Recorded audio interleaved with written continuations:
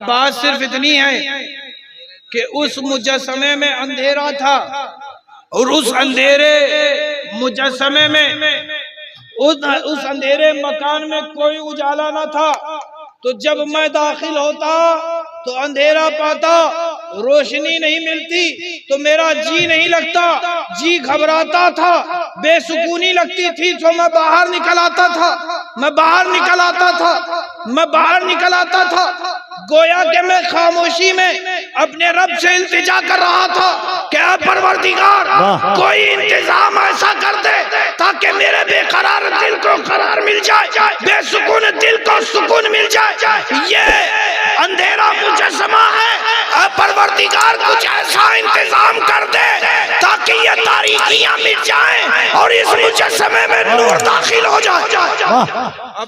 जिसको अल्लाह ने जैसी जुबान दी है वो अपनी पूरी इजहार नेमत के तौर पर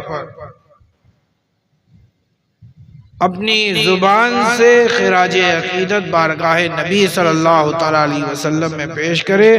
पढ़िए अल्लाहुम्मा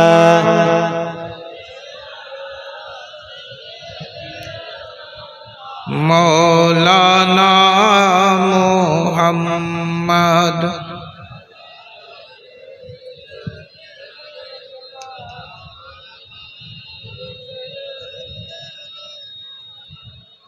मौलाना मुहम्मद सल्लल्लाहु तआला अलैहि वसल्लम।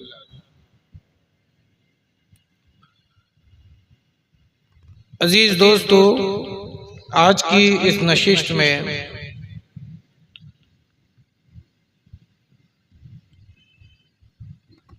मैंने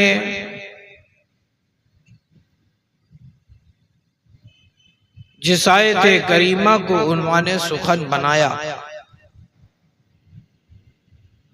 ये कुरान मजीद की बड़ी मशहूर और मारूफ मुकम्मल सूरह है जिसे सूरे असर कहते हैं।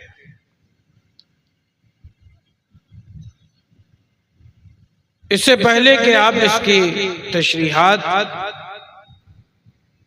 को समाअत करें, मैं बता दूं कि आज की इस नशिस्त में मेरी गुफ्तगू इश्क़े नबी पे हो और इश्क़े नबी ही आईने ईमान है। क्या है? आईने ईमान है, बल्कि आईने ईमान नहीं बल्कि जाने ईमान है। अजीज दोस्तों,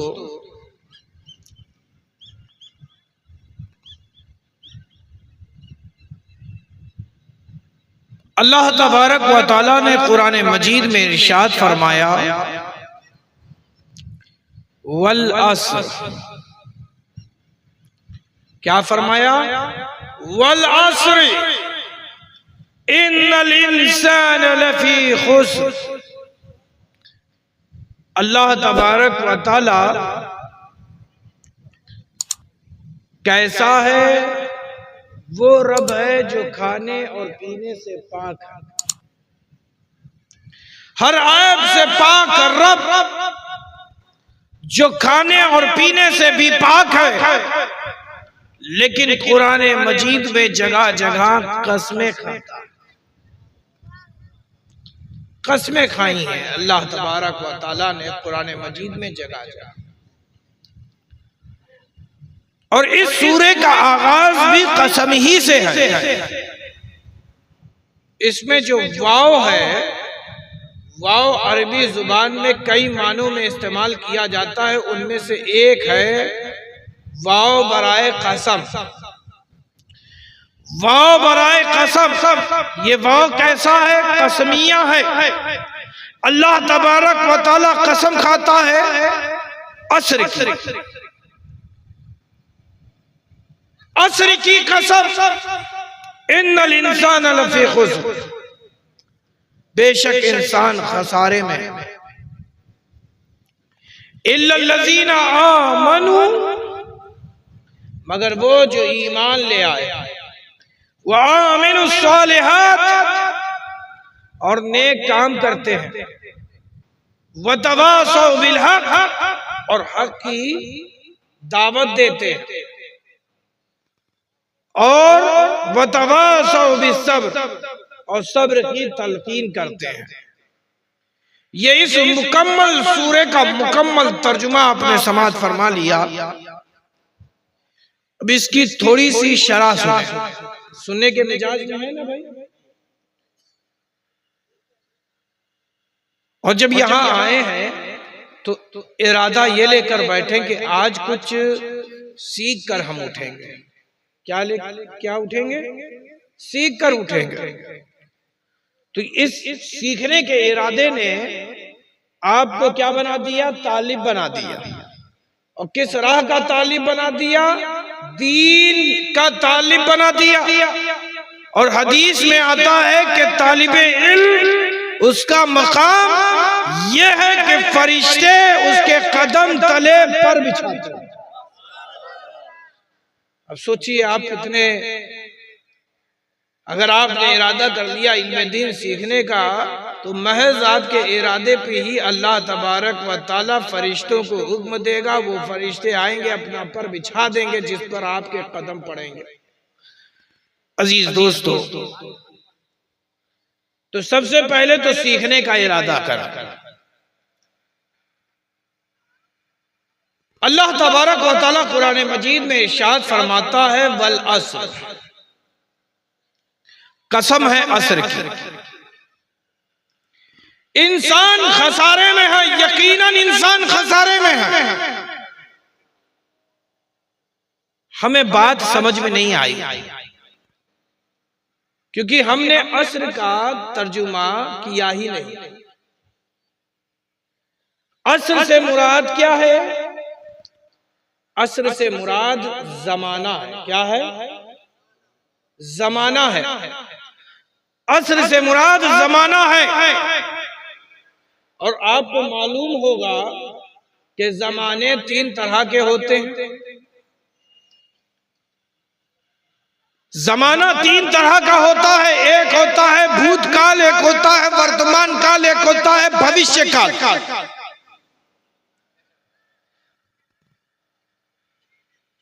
वर्तमान काल ये जब गुजरेगा तो बदल जाएगा भविष्य काल में। क्यों भाई? भविष्य काल, वर्तमान काल, भूतकाल, ये 3 तरह के काल होते हैं। तो हमें ये मालूम नहीं कि किस जमाने के इंसान खसारे में है, नुकसान में है। ये नहीं मालूम कि कौन सा इंसान खसारे में है। भूतकाल का इंसान खसारे में है, माजी में जो इंसान गुजर गए वो खसारे में थे, या हाल में जो इंसान मौजूद हैं वो खसारे में हैं, या मुस्तकबिल में जो इंसान आएंगे वो खसारे में होंगे। कौन सा इंसान खसारे में है? तो जमाने का तायुन न हो सका तो मुफस्सिरीन ने शरह की कि ज़माने रिसालत, इससे मुराद क्या है? ज़माने रिसालत। अब जब ज़माने रिसालत ले लिया गया तब भी ज़माने का तायुन ना हो सका कि आदम के ज़माने का इंसान खसारे में है, कि इब्राहिम के ज़माने का इंसान खसारे में है, कि इस्माइल के ज़माने का इंसान खसारे में है, कि दाऊद के ज़माने का इंसान खसारे में है, कि इदरीस के ज़माने का इंसान खसारे में है, कि नूह अलैहिस्सलाम के ज़माने का इंसान खसारे में है,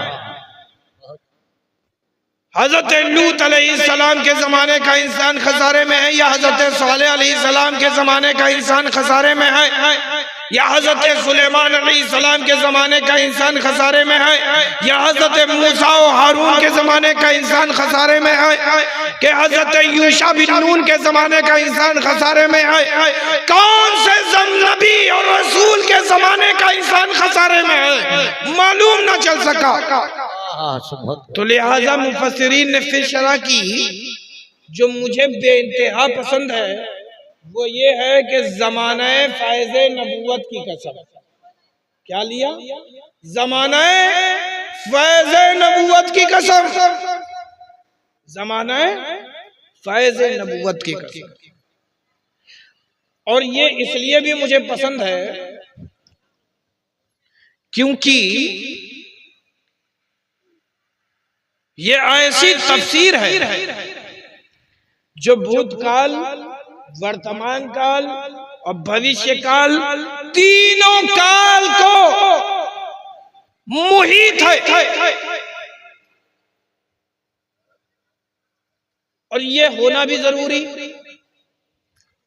इसकी वजह ये, मैं आपसे पूछना चाहता हूं, आपका रब जमाने में है कि नहीं? अरे बोलो ना भाई। और जब जमाना नहीं था तब भी था, जब जमाना खत्म हो जाएगा तब भी रहेगा। वो हमारा रब है। जब जमाना नहीं था तब भी उसकी जात थी, जमाने वालों के साथ भी उसकी जात है। और जब जमाने वाले भी खत्म हो जाएंगे, जमाना मिट जाएगा, तो भी उसकी जात बाकी रहेगी। वो जिसके लिए दवाम है, हमेशगी है, वो जो हमेशा से था, हमेशा से है, हमेशा रहेगा। हमेशा रहने वाली जात पाक परवरदिगार की है। जैसे उसकी जात हमेशा रहने वाली है, वैसे ही उसकी सिफात ये भी हमेशा रहने वाली है। इसकी सिफात भी हमेशा रहने वाली है। अल्लाह हमेशा से था, हमेशा से है, हमेशा रहेगा। ये अकीदा है हमारा। अकीदा है कि नहीं? तुम मिट जाओगे, हम मिट जाएंगे, हमारी नस्लें मिट जाएंगी, ये दुनिया फना हो जाएगी। जिसे इंसान की आंखें देखती हैं वो भी मिट जाएंगे, जिसे इंसान की आंखें नहीं देखती वो भी मिट जाएंगे, फना हो जाएंगे। कायनात का वजूद खत्म हो जाएगा, लेकिन बाकी रहेगी जात किसकी? पाक परवरदिगार की। जब जात बाकी तो उसका कलाम भी बाकी, उसकी सिफात भी बाकी। तो जो हमेशा रहेगा वो है उसकी सिफात, और उसकी सिफात में से है मुतकल्लिम होना, यानी अल्लाह का कलाम करना। तो अल्लाह का कलाम ये भी हमेशा बाकी रहेगा, फना ना होगा। ये भी हमेशा रहेगा, फना ना रहेगा। यानी भूतकाल में भी खुदा का कलाम था, वर्तमान काल में भी खुदा का कलाम है, और भविष्य काल में भी खुदा का कलाम है। और जब ये तीनों काल फना होंगे फिर भी खुदा का कलाम रहेगा। नारे तकबीर, नारे तकबीर, नारे सालात, नारे हैदरी, अशरफुल औलिया का दामन। फिर भी खुदा का कलाम मौजूद रहेगा। तो अल्लाह तबारक व तआला ने किस जमाने की कसम खाई? किस जमाने की कसम खाई मालूम नहीं, मगर रब कसम खा रहा है। कुरान बता रहा, कुरान इस बात की शाहिद है कि अल्लाह ने कसम खाई है। किसकी कसम खाई? जमाने की कसम खाई। और कौन सा जमाना? वो जमाना मुराद लेना चाहिए जो हर जमाने के साथ खास हो। जैसे अल्लाह की जात हर जमाने के साथ खास, जो तुमसे पहले गुजर गए उनके साथ क्या खुदा ना था? अरे बोलो ना भाई, था कि नहीं था? हमारे आपके साथ खुदा है कि नहीं है? अरे बोलो ना भाई, हमारे आपके साथ खुदा है ना? और हमारे बाद जो हमारी नस्लें आएंगी क़यामत तक, उनके साथ खुदा होगा कि नहीं होगा? खुदा है हर जमाने वालों के साथ। तो जब खुदा हर जमाने वालों के साथ है तो उसका कलाम भी हर जमाने को मुहित कर होना चाहिए। अजीज दोस्तों, मैं यहाँ पर एक बात बताऊं, बड़ी अजीबो गरीब बात, कि अल्लाह तबारक व तआला ने अपनी जात की कसम नहीं खाई। अपनी जात की कसम नहीं खाई, क्योंकि अगर असर से मुराद जमाना है और जमाने की हकीकत है कि एक दिन इसे फना हो जाना है, और खुदा की हकीकत बताती है कि उसे फना नहीं बल्कि दायमी बका है, उसके लिए दायमी बका है। अजीज दोस्तों, तो जो चीज फना हो जाने वाली है वो रब की जात हो नहीं सकती। जो चीज फना हो जाने वाली है वो खुदा की जात हो नहीं सकती। क्या है कि जिसकी रब कसम खा रहा, तो ये वही है कि जैसा कि अल्लाह के महबूब नबी सल्लल्लाहु ताला अलैहि वसल्लम ने इरशाद फरमाया, अव्वलु मा खलक अल्लाहु नूरी, यानी कायनात को वजूद बख्शने से पहले,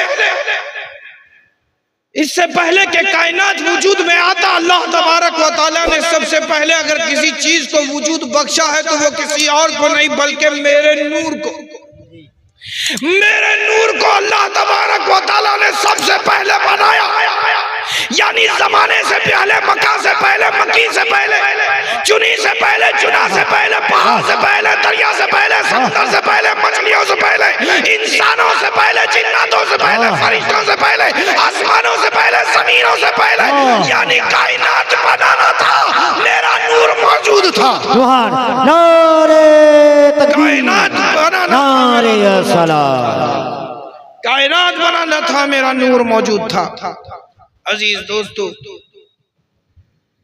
जो नूर जमाने से पहले था, अल्लाह तबारक व तआला ने उसी नूर की कसम खाई, उसी नूर की कसम खाई। अब जो उसी नूर की कसम खाई तो मुफस्सिरीन कहते हैं ज़माना फैज़ नबूवत की कसम। आए महबूब नबी, आए मुख्तार नबी, आए इमामुल मुरसलीन, आए इमामुल हुदा, आए इमामुल आशिका, आए खातिमुन नबिय्यीन, आप बताएं आपको अल्लाह ने नबूवत से कब सरफराज किया? तो अल्लाह के महबूब नबी सल्लल्लाहु ताला अलैहि वसल्लम इरशाद फरमाते हैं कि मैं उस वक्त भी नबी था, मैं उस वक्त भी नबी था जब आदम आबो गिल की मंजिलों में थे। मैं उस वक्त भी नबी था जब आदम आबो गिल की मंजिल में थे। एक रिवायत में आता है इस लफ्ज के साथ, मैं उस वक्त भी नबी था, कुन्तु नबियो व आदम बैन रूह वल जसद। आप सल्लल्लाहु अलैहि वसल्लम इरशाद फरमाते हैं, मैं उस वक्त भी नबी था, मैं नबी था उस वक्त जब आदम रूह और जिस्म के दरमियान थे, जब आदम रूह और जिस्म के दरमियान थे। तो मुफस्सिरीन किराम ने कहा कि ज़माना फैज़ नबूवत की कसम, यानी अभी बशर को बशरियत दी नहीं गई थी, उस वक्त भी पहले मेरा नबी था, उस वक्त भी पहले मेरा नबी था। अजीज दोस्तों, मैं आपसे एक सवाल करूं, और हकीकत से बताएं, तुम क्या इस दुनिया में बिना माँ बाप के आए हो? अरे बोलो ना भाई, बगैर माँ बाप के जो आया है पहले बताए। कभी ऐसा हुआ है कि बेटा पहले बाप बाद में? अरे बोलो ना भाई, बाप बाद में पैदा हो रहा है, बेटा पहले आ गया हो, ऐसा हो सकता है? अरे बोलो ना भाई, यही ना हिसाब है ना? ये उनका होगा कि जहां बेटा पहले बाप में बाद में बाप। हमारी शरीयत मुकम्मल है। अल-यौम अकमलतु लकुम दीनकुम, आज तुम पर तुम्हारा दीन मुकम्मल कर दिया गया। अजीज दोस्तों, मैं आपसे पूछना चाहता हूं, आप दुनिया में आए बगैर माँ बाप के? जोर से बोलो ना भाई, नहीं आए ना? हम भी आए, हमारे माँ बाप जब मिले तो हमारा वजूद आया। अच्छा, खाली माँ बाप के मिल जाने से ही तुम्हारा वजूद होगा कि रब का फजल शामिल हो? तब रब क्या फजल शामिल होगा तब तुम वजूद में आओगे, या माँ बाप मिलते रहे? अरे बोलो ना भाई, माँ बाप लाख मिलते रहे, अगर रब ना चाहे तो तुम्हारा वजूद होगा? अरे जोर से बोलो ना भाई। न जाने कितने मियाँ बीवी ऐसे हैं जिनकी कोई औलाद नहीं, ऐसा है ना?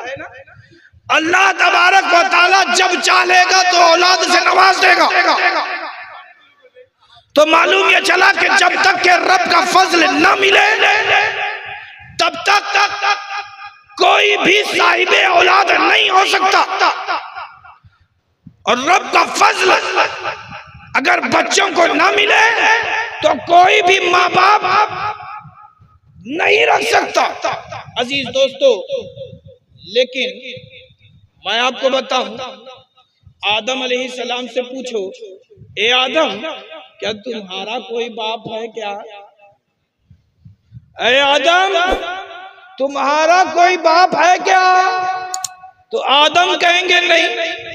माँ कहा, माँ भी नहीं, बगैर माँ बाप के ए आदम तेरा वजूद कैसे हुआ? तो आदम अलैहिस्सलाम कहेंगे कि ये मेरे रब का करिश्मा, ये मेरे रब का करिश्मा है, मेरा वजूद मेरे रब का मौजज़ा है, करामत है, ये मेरे रब की कुदरत है। मेरा रब इस बात पर कादिर है कि बगैर सबब के हयात बख्शे। अजीज दोस्तों, तो हजरत आदम अलैहिस्सलाम बगैर माँ बाप के दुनिया में वजूद पे आए, लेकिन आलम तसव्वुरात में आदम अलैहिस्सलाम से सवाल करो, ऐ आदम, ये बताइए आपको अल्लाह तबारक व तआला ने कैसे वजूद बख्शा? तो आदम अलैहिस्सलाम जवाब देंगे, कहा सुनो, कुरान मजीद में है, कुरान मजीद में आता है कि अल्लाह तबारक व तआला ने जब जमीन बना दी तो जमीन बना देने के बाद अल्लाह तबारक व तआला ने इरादा किया कि जमीन पर अपना नाइब बना। अल्लाह तबारक व तआला कुरान मजीद में इरशाद फरमाता है, इन्नी जाइलुन फिल अर्दी खलीफा, इन्नी जाइलुन फिल अर्दी खलीफा, मैं जमीन पर अपना नाइब बनाने जा रहा हूं।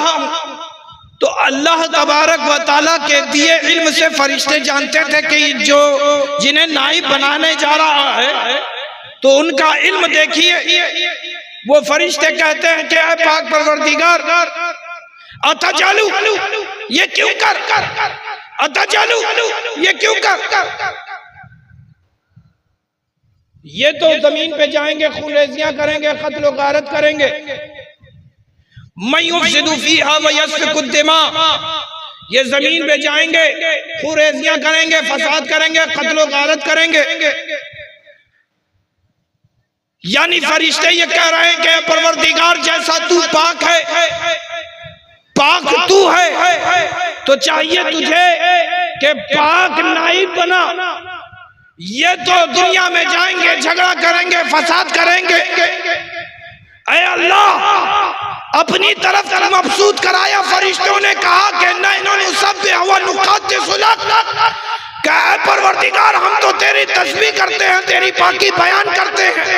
गोया कि अल्लाह तबारक व तआला की तवज्जो फरिश्तों ने अपनी तरफ कराई। कहा परवरदिगार, जिस तरह हम पाक हैं, ऐ अल्लाह तू भी पाक है। ऐ परवरदिगार, ऐसे पाक को तू अपना नाइब बना। उसे क्यों नाइब बना रहा है? जो जमीन पे जाएंगे, खुरेजिया करेंगे, कत्ल गारत करेंगे। अजीज दोस्तों, खून की नदियां बहाएंगे, चोरी करेंगे, चकारी करेंगे, धोखा देंगे, फरेब देंगे, लोगों के हक को मारेंगे, यतीमों पर जुल्म करेंगे, बेवाओं से उनके हुकूक को छीन लेंगे। अजीज दोस्तों, उन्हें क्यों नाइब बना रहा? तो अल्लाह तबारक व तआला ने आगे क्या फरमाया? इन्नी आलमु मा ला तालमून। अल्लाह तबारक व तआला इरशाद फरमाता है और फरमाता है कि जो मैं जानता हूं वो तुम नहीं जानते। ऐ फरिश्तों, तुम्हारी नजर जमीन पर बशर पर है, बशर पर है, और मेरी नजर इन बशर में, खैरुल बशर में है। मैं जमीन पर अपना नाइब बनाने जा रहा हूं।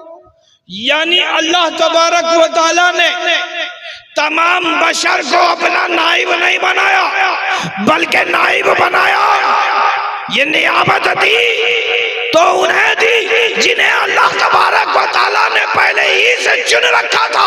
वो क्या थे? नबी थे, मुरसलीन थे। अल्लाह तबारक व तआला ने इन्हें चुन रखा था लोगों की हिदायत के लिए। अजीज दोस्तों, बहरहाल हजरत आदम अलैहिस्सलाम के वजूद का एक किस्सा समाअत करें। ज़माने फैज़ नबूवत की कसम क्यों, और ये ऐसी कसम कि आदम से लेकर आखिर बनी आदम तक हर आने वाला और हर दुनिया से जाने वाला नबी के फैज़ नबूवत से सरशार हो। अजीज दोस्तों, मैं हजरत आदम अलैहिस्सलाम के वजूद का एक किस्सा बयान करूं, सुनोगे भाई? कितने लोग उठ के भागोगे? जरा हाथ उठा के बताओ। देखो उठा रहे हैं हाथ। जाने का इरादा है क्या? सुनोगे तो थोड़ा करीब आके बैठ जाओ, थोड़ा करीब आ जाओ। जो सुनना चाहते हो थोड़ा करीब आ जाएं, तो करीब आके बैठे। আপনারা কাছাকাছি আসো, কাছাকাছি আগিয়ে আসো, আগে আসো, দরুদ পড়ো আর আগে আসো। আল্লাহুম্মা জোরে পড়েন। सैयदना इस उम्मीद में करम आइए, करीब आइए कि आज मैं आले रसूल के करीब बैठूंगा, कल रसूल कायनात हमें अपने करीब बैठाएंगे। ठीक है, यहाँ आज दुनिया में आप हमसे करीब हो जाइएगा, कल मेरे नाना से करीब हो जाएगा। अजीज दोस्तों, मैं एक चीज बताऊं, ये ऐसा होता है क्या कि बाप अपने बेटे को निकाल दे बाहर? जहां बाप का घर होता है वहीं बेटे का तो घर होता है ना। तो हम रसूल के क्या हैं? घर वाले हैं। और घर वाले घर के बाहर रहते हैं क्या? घर ही में रहते हैं। और जो मेरे महबूब नबी की कुर्बत चाहता है वो आले नबी से करीब हो जाए। और आखिरी जो नसीहत उम्मत को अल्लाह के नबी सल्लल्लाहु अलैहि वसल्लम ने दी थी वो यही की थी कि दो चीजें मैं तुम्हारे दरमियान छोड़ रहा हूँ, एक है कुरान और एक है अहले बैत, कभी गुमराह नहीं होगा। यानी मतलब यह है कि अहले बैत अतहार से तुम जितने करीब होगे हिदायत से उतनी ही करीब होगे, है ना। तो बात मेरी समझ में आ रही? भाई मेरे उठ के आ जाओ, थोड़ा करीब आके बैठ जाओ, थोड़ा करीब आ जाएं, सभी आ जाओ, करीब आके बैठ जाओ। आओ बाबू, आगे আসো, आगे आके बैठ जाओ। আগে আসো, উঠে উঠে ওই লোকগুলো কেন ওঠে না? ওই লোকগুলো উঠে আসো, আরো কাছাকাছি আসো। बस मैं ये वाकया बयान कर दूं, उसके बाद मैं अपनी तकरीर को खत्म कर दूंगा। ठीक है ना भाई? बहुत तवील मुझे गुफ्तगू नहीं करूंगी।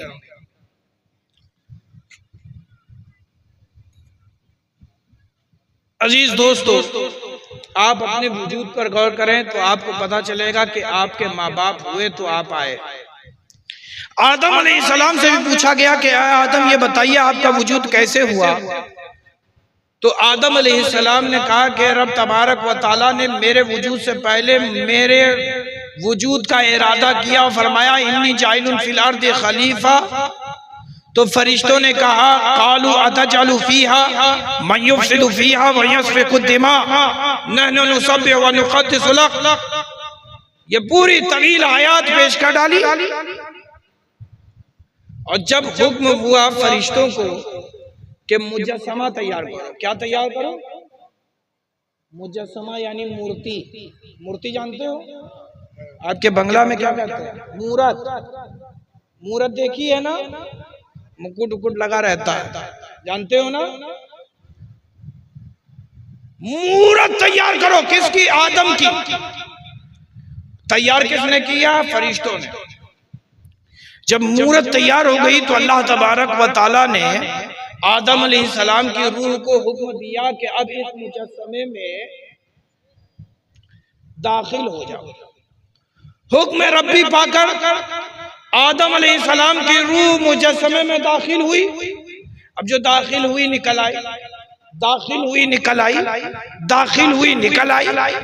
बार बार खुदा का हुक्म आता, हुक्म खुदा पाकर रूह आदम मुजस्समे आदम में दाखिल होती मगर निकल आती।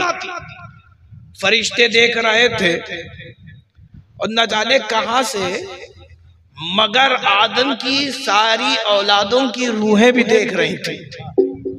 इस हसीन मंजर को बाप की तखलीक हो रही है, बेटे देख रहे हैं। बाप की तखलीक हो रही है, बेटे देख रहे हैं। और खुदा को दिखाना भी था ताकि तुम देख करके आओ। अजीज दोस्तों, आदम अलैहिस्सलाम हुक्म रब पाकर दाखिल होते निकल आते, दाखिल होते निकल आते, दाखिल होते निकल आते।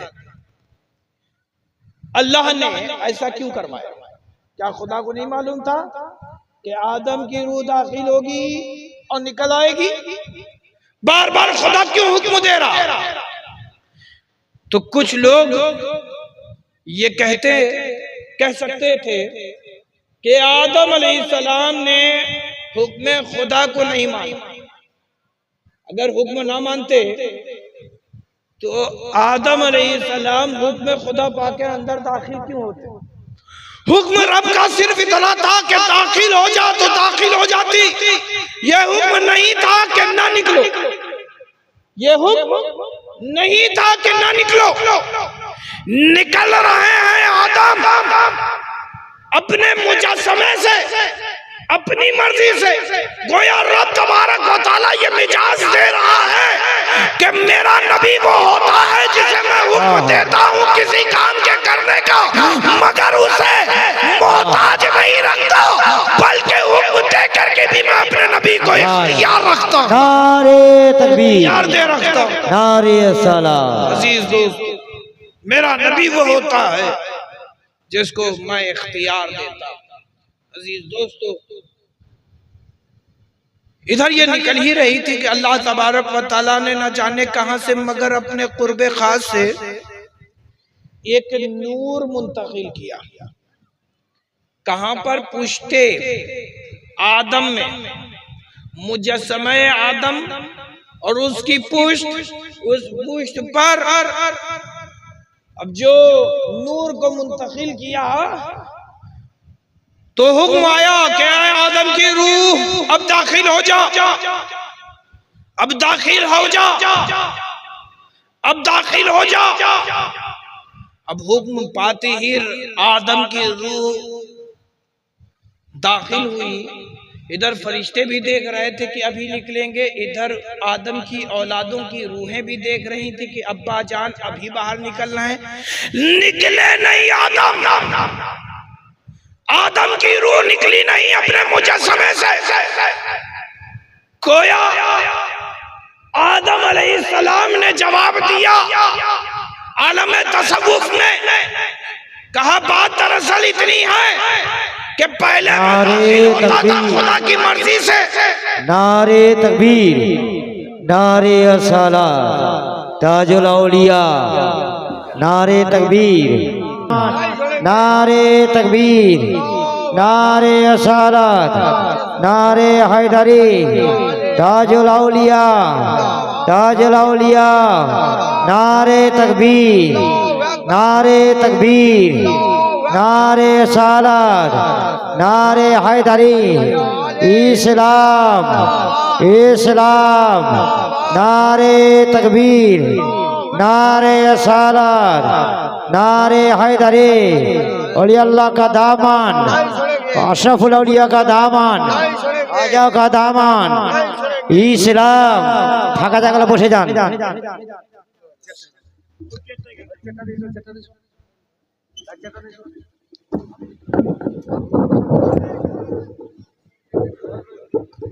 और कैमरा वाला है, बैठ जाओ, बैठ जाओ, अगर बैठ जाओ,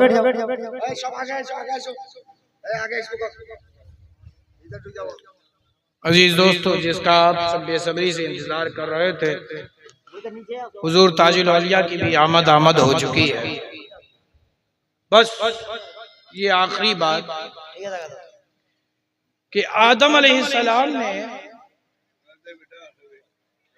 जवाब दिया कहा पहले मैं निकल रहा था तो उसकी वजह थी, अब जो नहीं निकल रहा इसकी भी एक वजह है। कहा क्या वजह है? जो आप पहले निकल रहे थे अब नहीं निकल रहे। कहा बात सिर्फ इतनी है कि उस मुजस्समे में अंधेरा था और उस अंधेरे मुजस्समे में उस अंधेरे मकान में कोई उजाला न था। तो जब मैं दाखिल होता तो अंधेरा पाता, रोशनी नहीं मिलती तो मेरा जी नहीं लगता, जी घबराता था, बेसुकूनी लगती थी। तो मैं बाहर निकल आता था, मैं बाहर निकल आता था, मैं बाहर निकल आता था। गोया कि मैं खामोशी में अपने रब से इल्तिजा कर रहा था कि ऐ परवरदिगार कोई इंतजाम ऐसा कर दे ताकि मेरे बेकरार दिल को करार मिल जाए, बेसुकून दिल को सुकून मिल जाए। ये अंधेरा मुजस्समा है, ऐ परवरदिगार कुछ ऐसा इंतजाम कर दे ताकि ये तारीकियां मिट जाएं और इस मुजस्समे में नूर दाखिल हो जाए। सुभान अल्लाह। तबारक व तआला ने मेरी इल्तिजा को कबूल फरमाया तो अपने कुर्बे खास से एक नूर मुंतकिल किया। अब जो मैं दाखिल हुआ निकल इसलिए नहीं रहा कि जहां देखता हूँ उजाला ही उजाला है, जहां देखता हूँ उजाला ही उजाला है। इसीलिए आपको शम्सुद्दुहा भी कहा जाता है, इसीलिए आपको शम्सुद्दुहा भी कहा जाता है। अजीज दोस्तों, वो नूर हम सब के अंदर है, बस हमने बुराइयां इतनी कर ली हैं कि वो जो रोशनी हमारे दिल में है उस रोशनी की आलो कम हो गई है। उस आलो को अगर तुम चाहते हो कि रोशन हो जाए वो आलो, वो रोशनी ऐसी फूटे कि जिससे आपका चेहरा उस ऐसी तासीर वाला हो जाए कि जो देखे आपको वो दाखिले इस्लाम हो जाए। तो है मेरे प्यारों, उसके लिए आपको इताअत मुस्तफ़ा करनी होगी, मोहब्बत रसूल का चिराग अपने दिल में रोशन करना होगा। अगर ये रोशनी आप चाहते हो कि आपको भी हिदायत मिल जाए, आप भी चमक उठो, तो फिर और कुछ नहीं करना है बल्कि अपने दिल में रसूल की मोहब्बत को बसा लो, इताअत मुस्तफ़ा में जिंदगी को गुजार दो। दुनिया भी तुम्हारी चमकदार होगी, आखिरत भी चमकदार होगी। वाखिर दावाना अनिल हम्दुलिल्लाह।